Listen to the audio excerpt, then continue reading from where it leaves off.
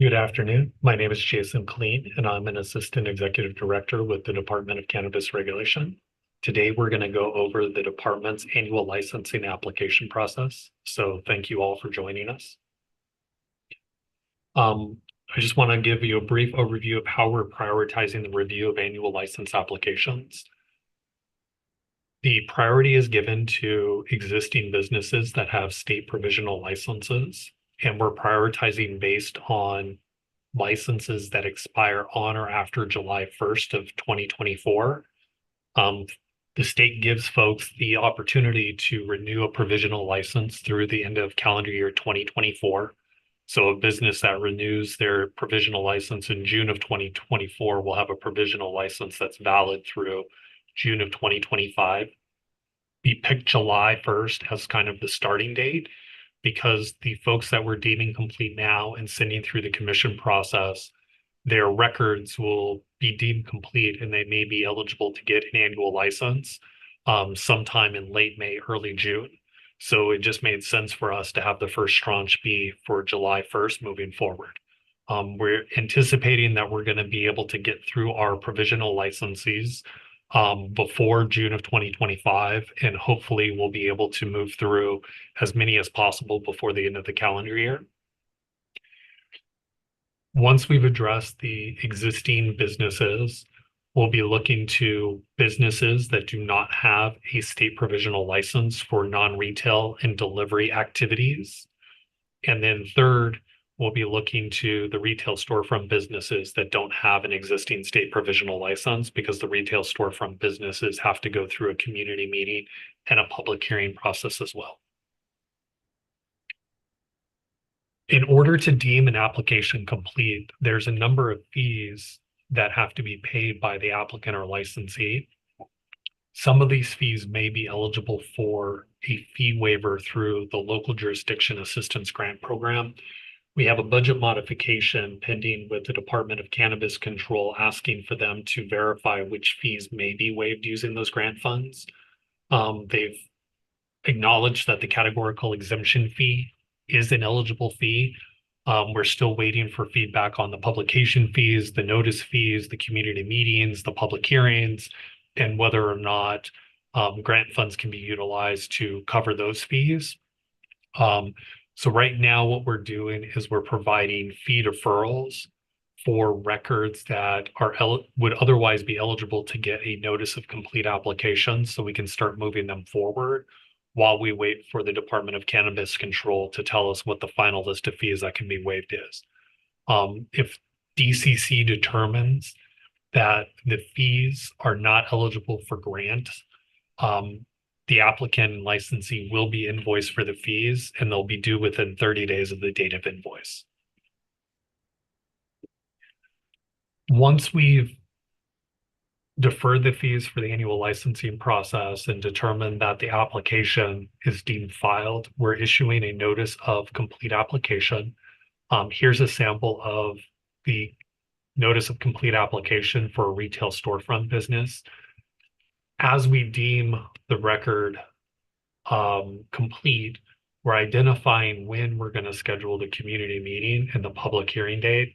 The notices are going to be pre-populated with this information, and it's going to be the same information that gets sent to the neighborhood, the council district, the closest neighborhood council, the business improvement district, if applicable, the community plan, the stakeholders within the community plan area. And then the mailed notice will go to owners and occupants within 700 feet of the project location. So as we're issuing these notices of complete application, we're finalizing the documentation to go out to the different parties, and we're making sure everything is ready to go before we actually send out a notice of complete application. The first 16 retail storefront businesses received their notice of complete application on January 29th of 2024. And those records will be going to a community meeting on Thursday, March 14th. For the non-retail businesses, we're not required to do community meetings nor do public hearings. So once we've issued the notice of complete application and we've prepared the staff report, those will be transmitted to the director for her review and approval. For our non-retail businesses, once we've issued the notice of complete application, DCR will develop a staff report and then make a recommendation to the director to either grant or deny the annual license. If the director grants the annual license, we'll file a notice of exemption, if applicable, with the county. And then that will reduce the appeal period from 180 days down to 35 days once the NOE has been filed. And then, of course, if there's no appeals that are filed, DCR will be in a position to issue its annual license after the close of the 35-day appeal period. When we file the notices of exemption with the county, we're also transmitting the notice of exemption to the state's Department of Cannabis Control so that they can begin to prepare and finalize the state annual license for final review. For the retail storefront businesses, there's outreach, community meetings, and public hearings that get folded into the process. So once we've issued a notice of complete application, the applicant needs to reach out to their neighborhood council within 10 days and offer to meet. Also within 10 days, the DCR needs to reach out to the council district, the neighborhood council, the business improvement district, if applicable, and let them know that the application has been deemed complete. We're also posting notice on our website, and we're providing copies of the notices that get sent as well as on our website. So bear with me, and I'm going to transition over to our website.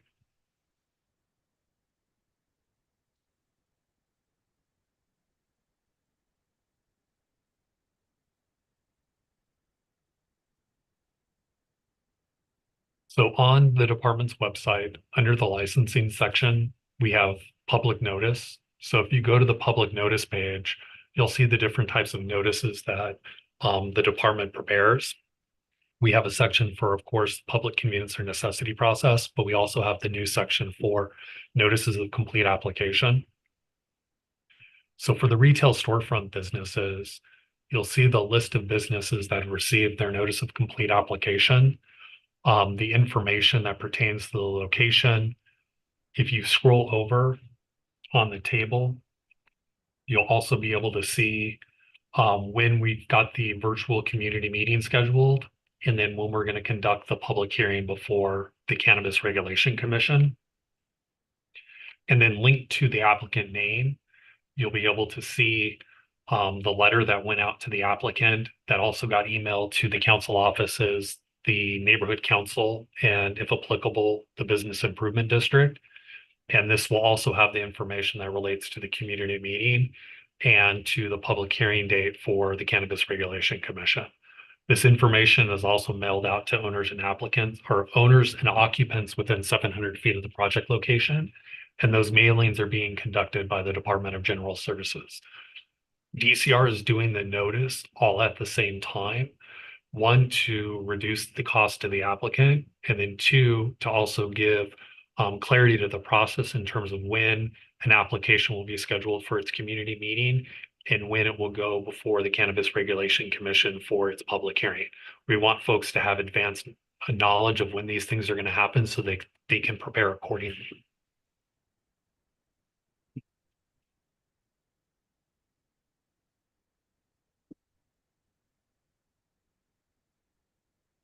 So at the virtual community meeting, we have to conduct it within 45 days of issuing the notice of complete application, and we have to provide at least 20 days advance notice, which is why as we're sending out those notices of complete application, we're informing you when we're going to schedule a community meeting. We're also telling you when we're going to schedule you for a public hearing so that that information can go out as quickly as possible. We're doing the notice once because the code says we have to do at least 20 days in advance. So if we provide notice of the Cannabis Regulation Commission hearing 60 days in advance, 45 days in advance, it still complies with the code and it gets the information out there as early as possible. At the community meeting, members of the public, including the applicant, will have up to 2 minutes to provide comment as it relates to a particular record or application. They can let us know if they're for the project, against the project, and provide input. We've also created a JOT form to collect written testimony from members of the public that relate to the projects. The JOT forms for particular applications will be open through midnight on the day of the community meeting. After the community meeting has concluded, through the end of that day, we can get additional written testimony. But at midnight, we will no longer collect written testimony as it relates to the community meeting process, because we have to summarize the information that was collected and presented at the community meeting to prepare the staff report. That staff report will then be transmitted to the Cannabis Regulation Commission for their consideration. The applicant will have an opportunity to address the commission if they so choose. The commission may ask DCR staff to provide feedback on its recommendation or do a quick presentation. And then, of course, the Cannabis Regulation Commission will also take public comment as part of the public hearing process. If the Cannabis Regulation Commission approves the issuance of an annual license for the retail storefront activity, we'll go down and we'll file a notice of exemption if that's the clearing environmental document with the county clerk to reduce the CEQA appeal period from 180 days down to 35 days. And then, of course, following the 35-day appeal period, if no appeals are filed or we've adjudicated those appeals, we'll be in a position to issue an annual license. On this page, we've kind of got a draft of what the proposed hearing calendar was going to look like. You can see in the blue column when we're transmitting files to General Services. The Department of General Services conducts the mailing for DCR, and it's really the mailing date that drives whether or not we'll be able to conduct the community meetings and the commission meetings as intended, because we do, of course, have to provide at least 20 days notice in advance of the community meeting and the commission hearing. And then working backwards, the noticing that goes into what we give to GSD is similar to the notice that we also provide to the council offices and the neighborhood council. So we make sure that GSD has the information, and then they can commit to the column just to the right, which is when the mailings would actually go out in order to allow for us to do the community meetings and the commission meetings on the dates we have scheduled. These are all drafts. So the first community meeting is going to be next Thursday. On a go-forward basis, we're going to do the community meetings on a Friday when the licensing team is on so that they can staff the community meetings. And then, of course, the Cannabis Regulation Commission meets on the first and third Thursdays of every month. So those meetings are kind of fixed. I showed folks where the information for the notice of complete applications is located on the website. This is a great resource for members of the public and folks that may not be directly impacted by our project or receive mail notice. So if individuals are interested in which applications have been complete, when things are going to be scheduled for community meetings or for the hearings, the website will always have the most up-to-date information, and that's the best resource for folks that are not actually getting the physical notice. This is a sample of what the mailed notice looks like. You can see that it gets populated with the owner or occupant information, the mailing address, and then we populate it with information that's related to the application record, the activities that are being applied for, the council district, the community plan area. And then it does provide both the community meeting date and the public hearing date. And it provides the JOT form where we collect the written testimony for the community meeting if folks are unable to attend the virtual community meeting. So this is what the template looks like. We're only required to do the mailed notice for the retail storefront businesses. So if you're applying for the delivery activity or non-retail activities, you won't be seeing the mail notice, nor do you have to actually post notice at your location.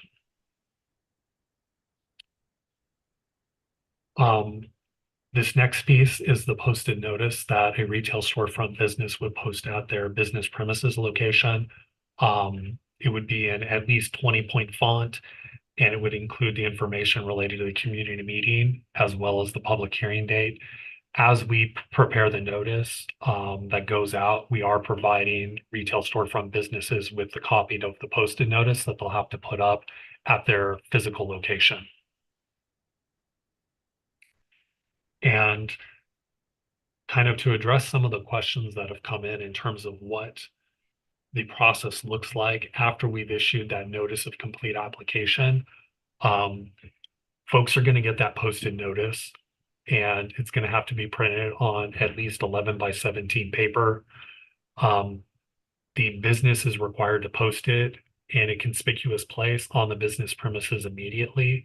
Once it's posted, we ask for you to take a photograph and send us an email letting us know that it's been posted so that we can add that to your file so that we know that you've posted the required notice. And then the code requires you to print and post the notice as soon as you get it. So we're trying to send out the notices to you in one batch so that you have all of the information necessary to meet the posted notice, and then to have the notice to send to the neighborhood council when you offer to appear before them or answer their questions or meet with them. And then, of course, so that your stakeholders will have the opportunity to attend the community meetings and the public hearings as described. When you contact the neighborhood council, you're supposed to do that within 10 days of receiving your notice of complete application. Again, if you email them and you offer to meet with them, sending us proof of that email, we can upload it to your record. That's super helpful. If you do agree and attend one of the neighborhood council meetings, sending us a copy of the meeting minutes is helpful as well. We just want to have some kind of evidence that you've reached out to them and you've offered to meet. You do have to make a good faith effort to offer to meet with them. But if you're not able to meet with them, they want to meet with you after we've done the community meeting or the Cannabis Regulation Commission has considered it, it's not going to affect the processing of your annual license application or the hearing dates. If you fail to offer to meet with them, that will be noted when we send the report to the Cannabis Regulation Commission.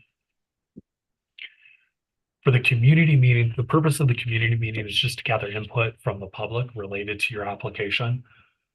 There's not going to be any discussion about the application. There's not going to be any decisions made regarding the application at the meeting, and we're not going to be responding to comments or questions during the meeting.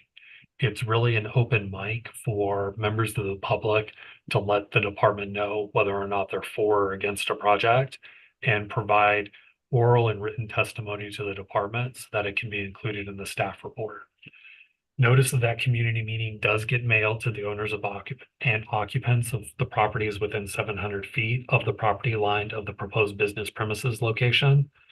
And when we issue the notice of complete application, we're also providing notice to the neighborhood council, the business improvement district, if applicable, and the council office. So we're keeping everybody in the loop in addition to the applicant reaching out and communicating with different policymakers and groups.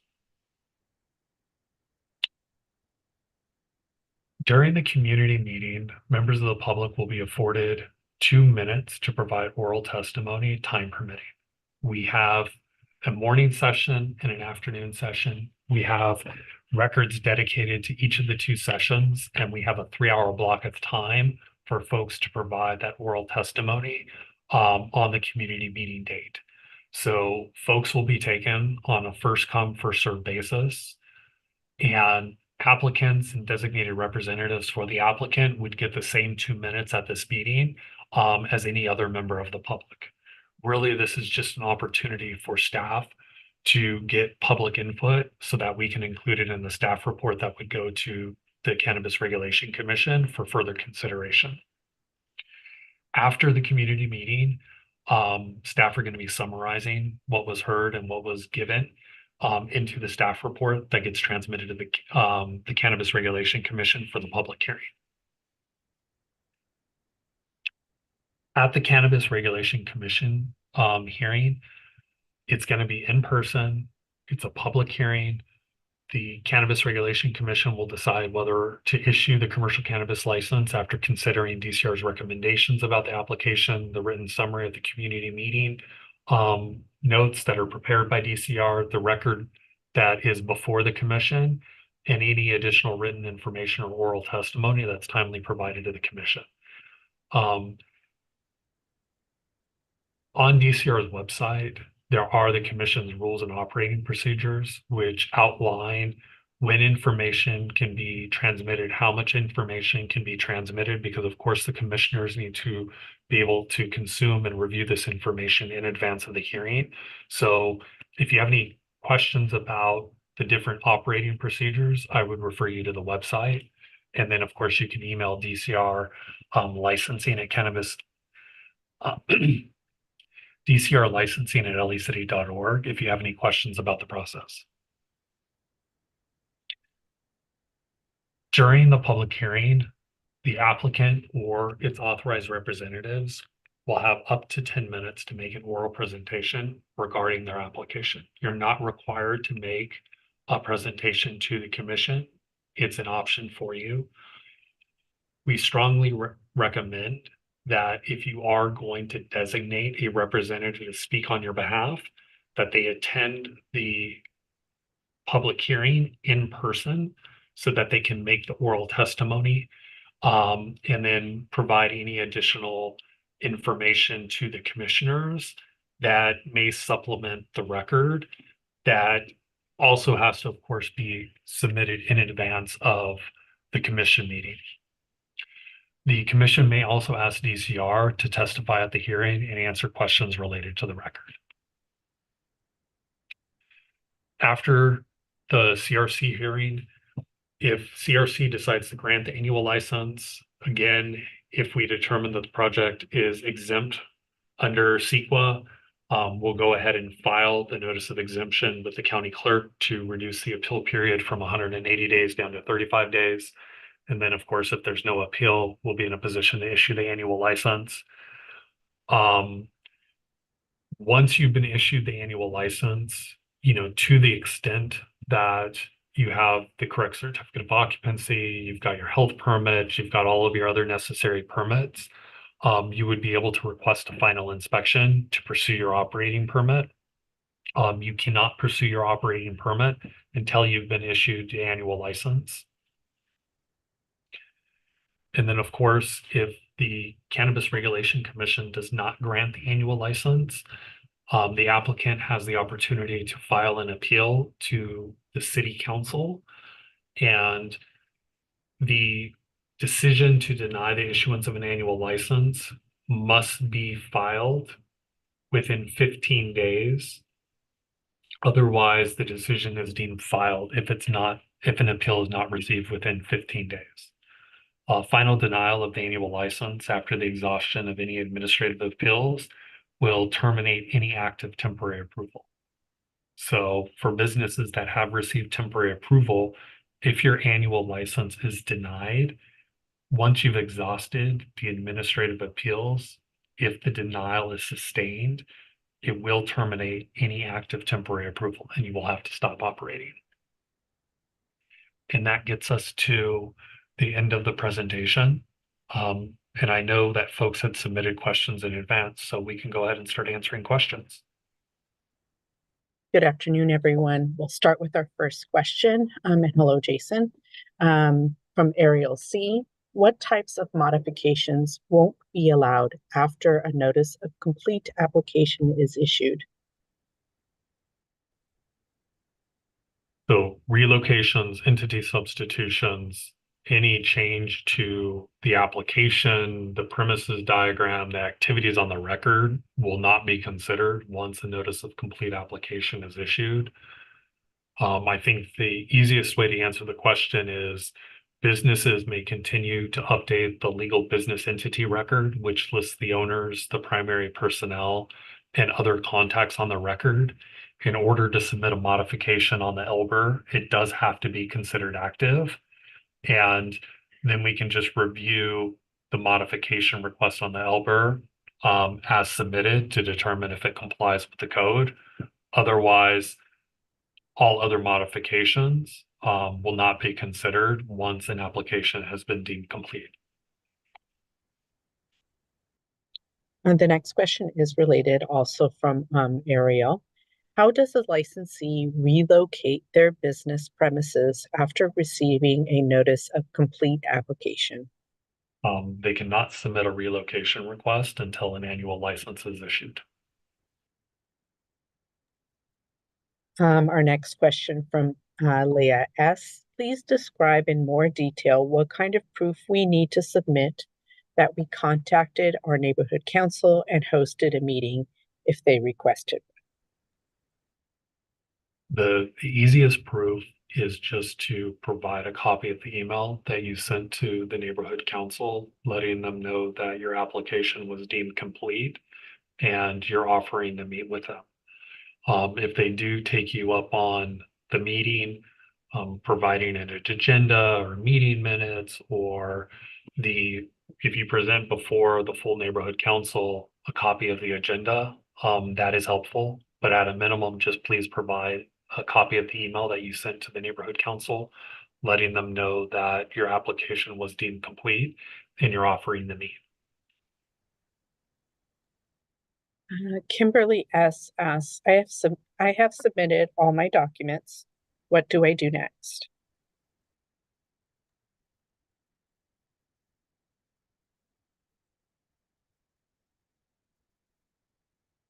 I'm assuming it's application related documents. Ultimately, staff are reviewing applications to determine if they're deemed filed. And then if all of the documents are there, they're reviewing them for compliance with the municipal code.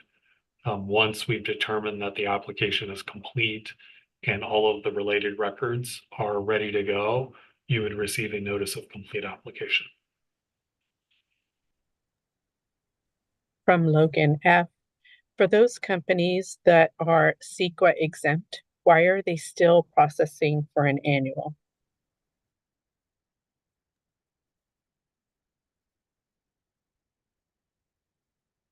The local process is the discretionary process, and the California Environmental Quality Act applies to discretionary projects. So it's reviewing the application and then staff making the recommendation as to whether or not the project qualifies for some type of categorical exemption is one component of it. The second component of it is because it's a discretionary action, the decision maker, the director for most activities, or the commission for the retail storefront activities has to review the environmental analysis prepared by staff.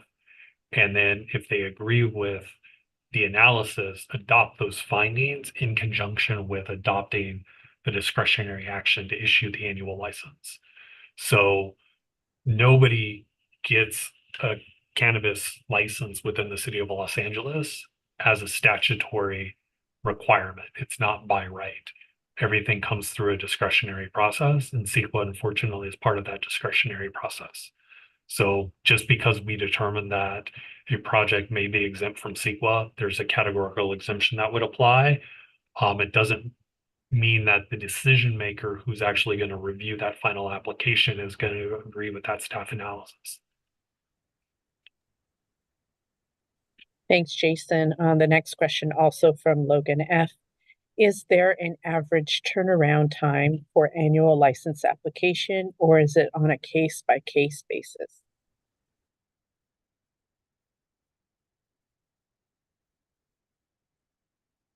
The turnaround will vary activity to activity, but generally 90 to 180 days from the date that you receive your notice of complete application is when the annual licensing process would be concluded.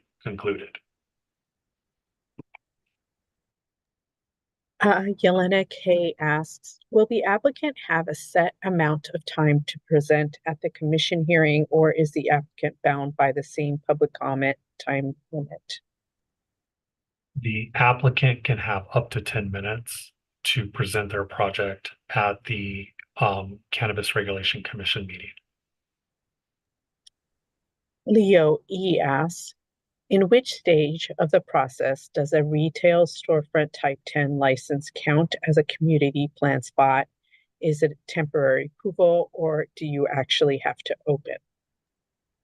It's when a license is issued. So when DCR issues temporary approval or an annual license for the retail storefront activity, it counts against the number of licenses that DCR may issue within that community plan area. And then, of course, once we've issued the finite number of licenses we can issue without council consideration, all further applications would be referred to the city council through the public convenience or necessity process. Question from Michelle G. Can retail applicants who have not been given an initial inspection date defer all payments until after the site has been approved?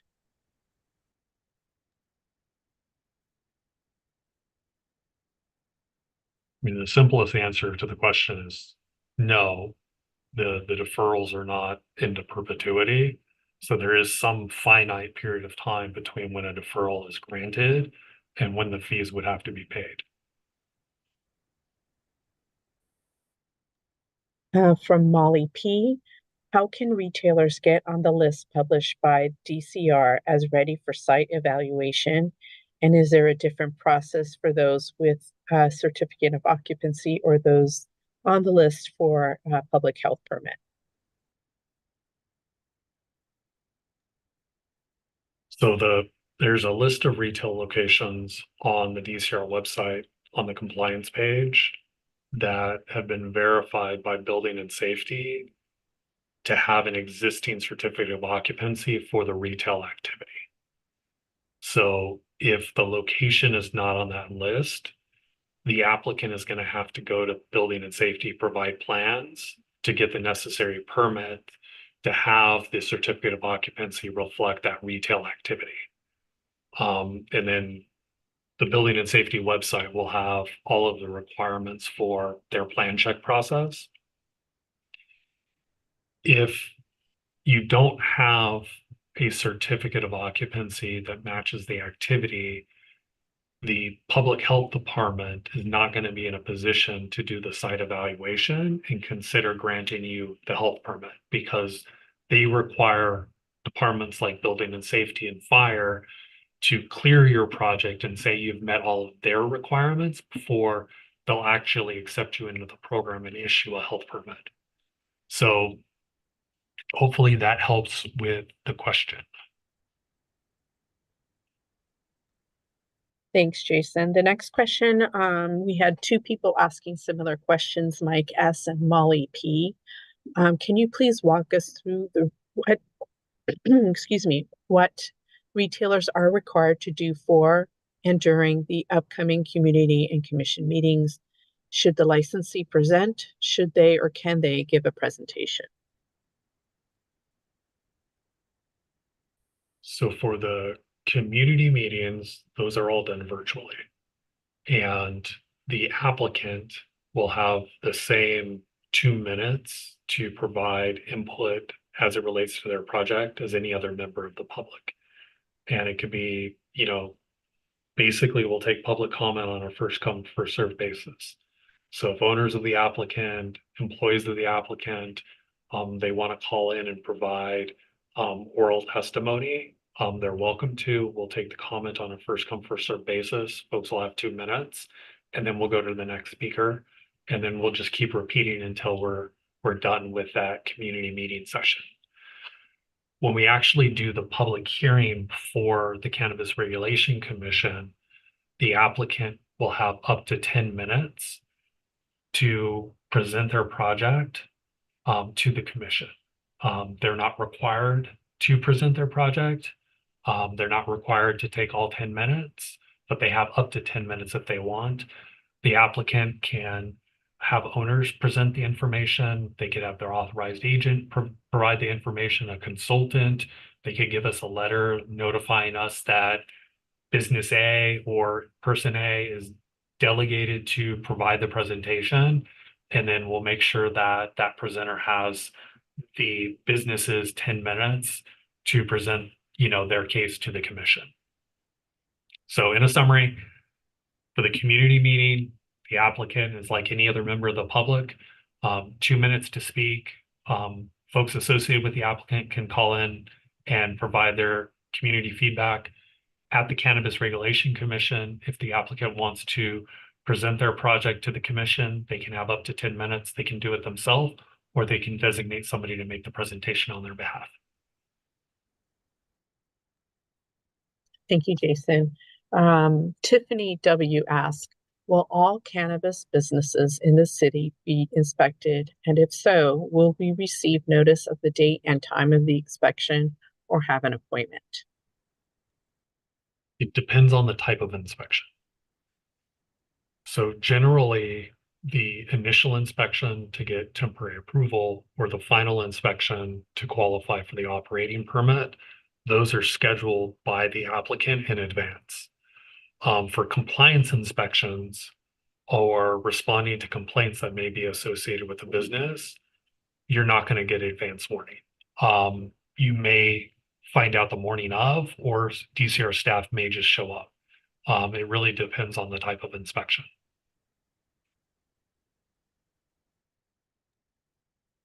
Our next question from Philip A.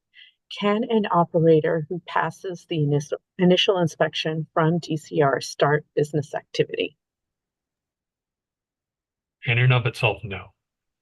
An operator has to have at least temporary approval and an active state license to engage in a commercial cannabis activity.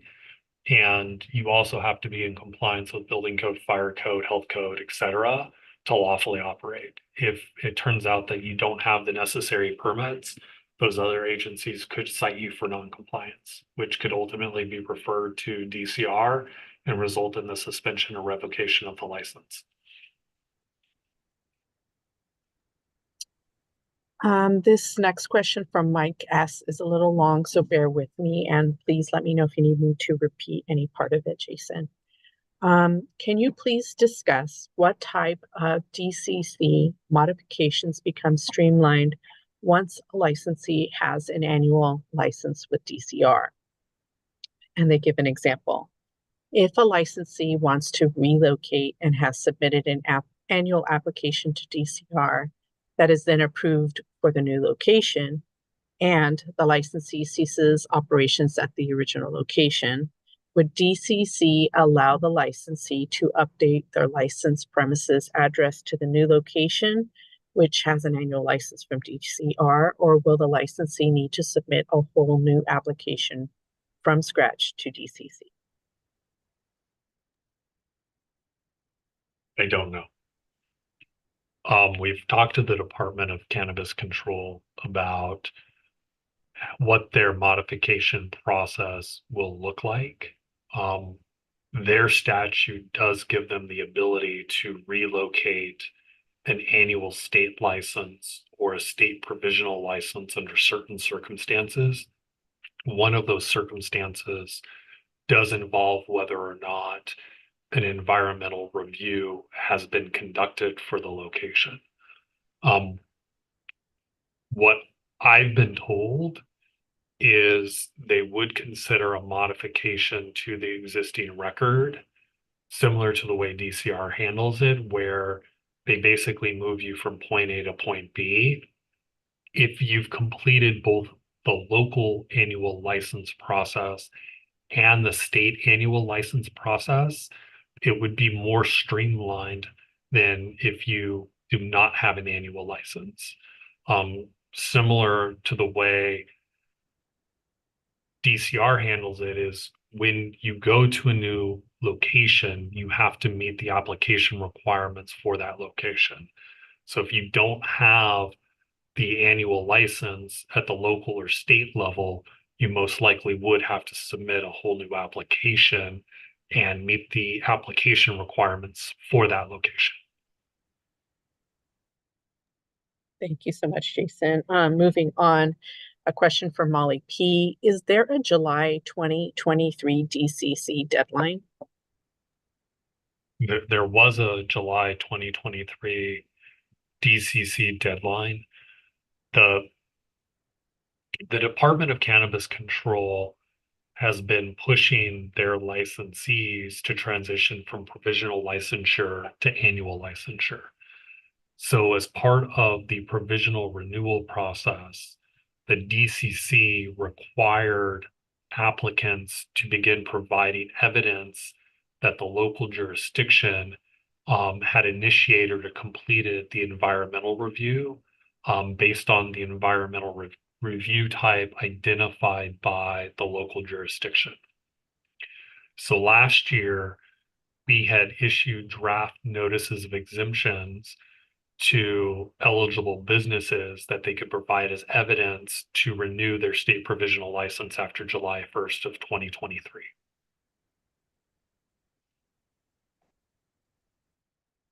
Our next question comes from Renee R. I have received a letter to hang a notice of hearing. Many people did not receive that. What is it for and why? And then they add, usually a notice of hearing is before you open. Why do you need that? And when we have been open for years. So the 16 businesses that have received their notice of complete application were sent the posters that the code requires to be posted in a conspicuous place at the business premises location. That is a requirement to notify the public of the community meeting and public hearing dates. So businesses that have been operating with temporary approval may be open, but in order to meet the requirements to receive an annual license, you do have to post that notice at the business premises location so that members of the public know when the community date and public hearing date for your location and application will be.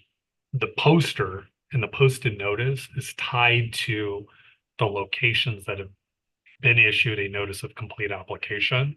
So if the people that you're referring to in the question are other businesses that aren't part of the 16, they'll get their poster notice after their applications have been deemed complete and we've started the formal notice process. Thanks, Jason. Victor D asks, we're a mom and pop delivery only company. Would it be possible to add a distribution license to my portfolio? I would like to be able to package my own flower just for my own company. Would it be possible to utilize the same premises to my retailer's licensed address, or would I need to find another location for a distributor's license? You'd have to submit a new record and go through the pre-app review process so that we can do a land use review of your preferred location to determine of whether or not it's zoned and distanced properly for the activity that you're seeking to add. And then if it is, you'd have the opportunity to submit an application for that commercial cannabis activity.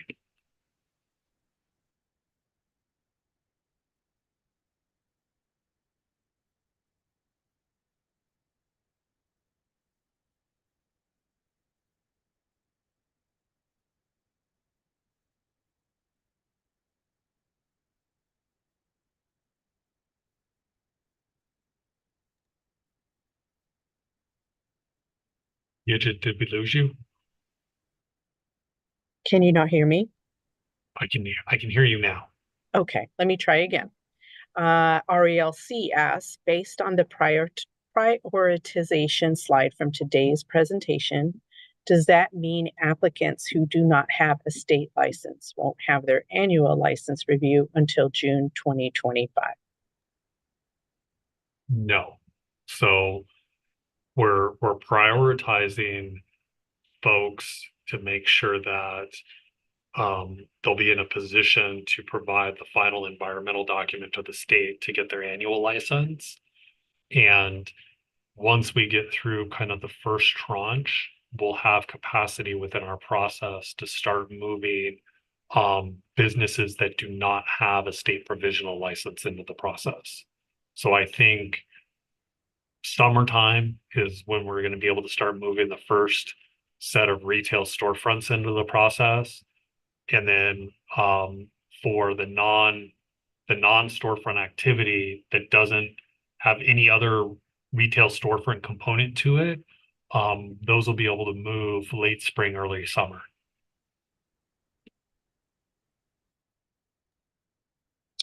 For a question from Jolynn. We received our notice of community meeting and public hearing. However, we have not yet received our notice of complete application for our annual record. Does the notice of community meeting and public hearing start the clock on the 10 days given to retailers to contact their neighborhood council?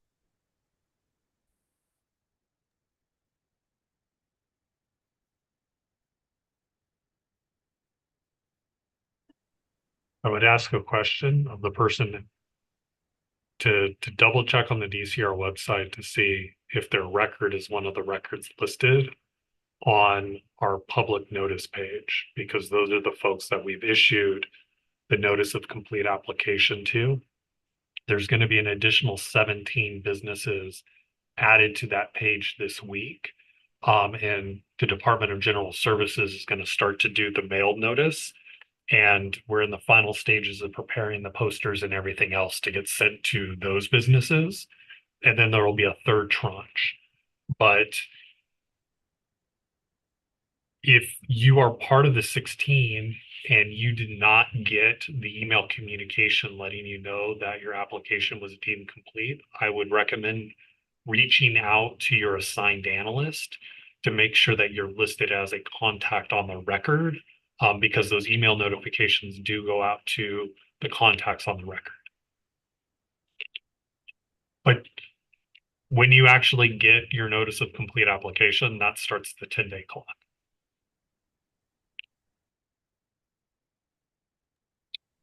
Question from Initial L. When will we get DCR staff report to prepare for the commission meeting?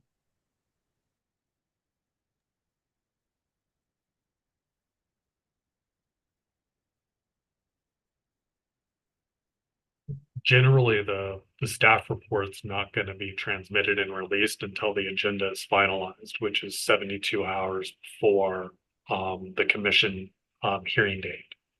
So by the end of the business day on the Monday before the commission hearing date, all of those documents that'll be before the commission should be posted and attached to the corresponding agenda item. Our next question from Myra D.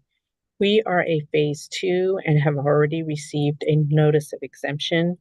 It has been more than 35 days since the issuance of that notice of exemption. How much longer will we need to wait to obtain an annual license?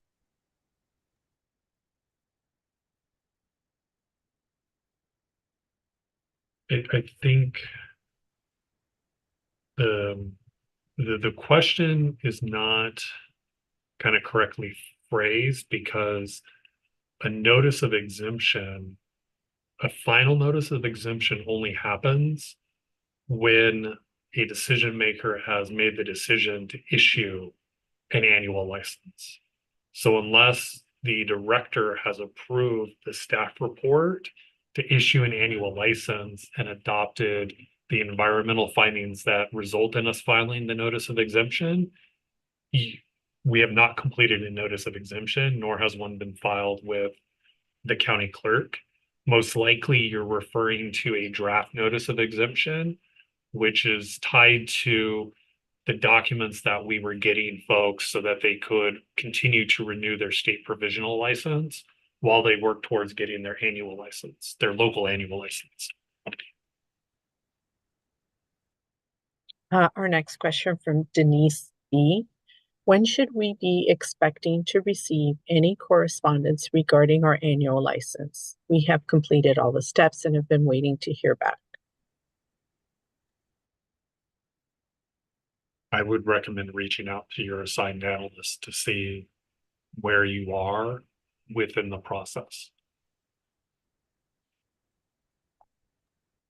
Our next question comes from Ali R.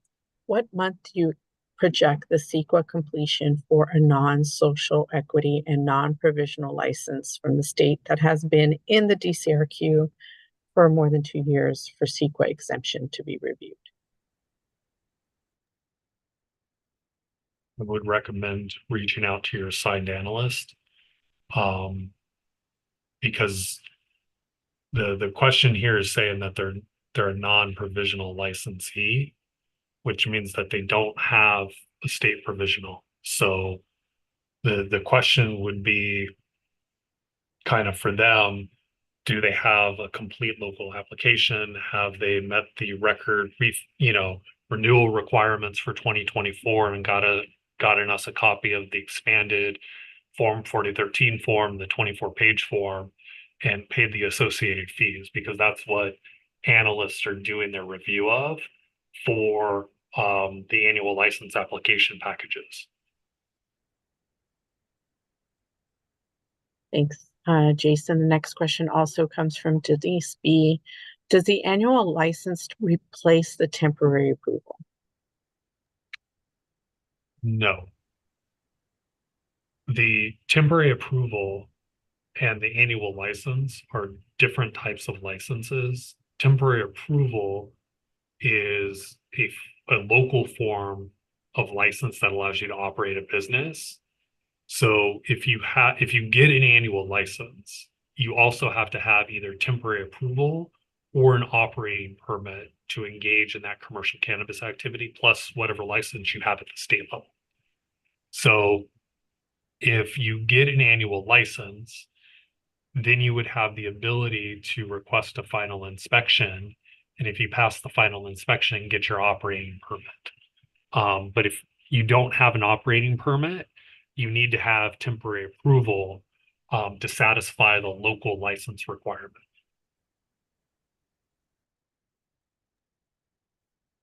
Thank you, Jason. Our next question comes from Jen M. If we received a notice of complete application but need to relocate, how do we stop the process from moving into annual? You would have to, at this point, you're already in the annual license application process. So if you've lost site control, then you could submit the business premises surrender form, which will result in the abandonment of the corresponding record. If the record has not previously been refiled, it may be eligible for refiling at your preferred location. But if it has been abandoned previously, it's already been refiled, the abandonment of the record will not allow you to further refile, because a refiled application may not be eligible for further refiling. So it comes down to a business decision about whether or not you can move forward at your current location, or you no longer have site control, and then you are obligated to submit the business premises surrender form. And then, that would result in the abandonment of the record, because you can't move forward at the location. And then depending on whether or not the record can be refiled would depend on the record history. Our next question from Luis B. Is the public convenience or necessity process annual application currently open for retail? The public convenience or necessity PCN process is not currently open. The folks that initiated the PCN process last fall, their files are pending before the city council. And then for the retail storefront annual applications, businesses that participated in the phase 3 retail round 2 lottery and got selected have the ability to submit their pre-apps and or annual license applications, but we're not accepting any new applications at this time. Our next question comes from Leo. Is there an expedited process for pre-application? Not at this time.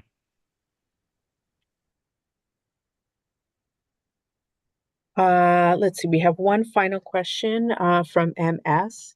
Can multiple representatives be afforded 2 minutes to speak on behalf of the applicant? For the community meeting, the public comment oral testimony is just on a first come, first served basis. So you know, yes, multiple people can come and be afforded the 2 minutes, provided they show up early and get in line.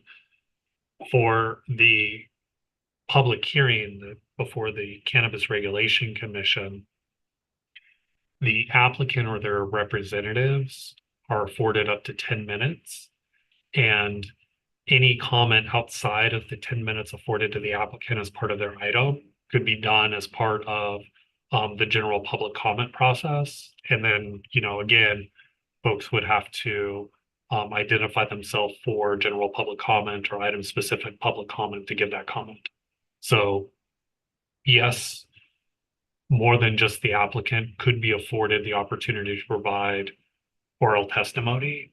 And then the way to do it will just be whether it's a community meeting or the Cannabis Regulation Commission meeting.